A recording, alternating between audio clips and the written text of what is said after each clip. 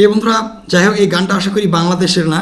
তো যদিও আজকে বাংলাদেশ বনাম শ্রীলঙ্কার ম্যাচ খেলা হচ্ছে, বাংলাদেশ এবং শ্রীলঙ্কার ম্যাচ চলাকালীন সময় কিন্তু ভারতের কলকাতার দেবের গান বাজানো হচ্ছে।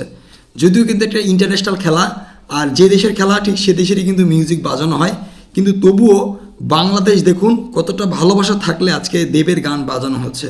অথচ ভারতের যত আমি এ পর্যন্ত খেলা দেখছি, আমি আমার ব্যক্তিগত আমি আমার ব্যক্তিগত তরফ থেকে বলছি, আমি এতদিন যত ভারতের খেলা দেখছি কোনো দিন ভারতের কোনো খেলায় বাংলা গান বাজানো হয়নি। অথচ পশ্চিমবঙ্গ কিন্তু পুরাটাই ভারতেরই অংশ।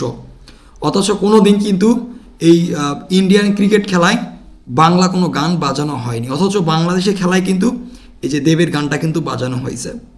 সো এটাই কিন্তু আপনার ভারতের প্রতি বাংলাদেশের একটা ভালোবাসা বলতে পারেন। So thank you so much যারা ভারত এবং বাংলাদেশ থেকে দেখছেন, ধন্যবাদ সবাইকে।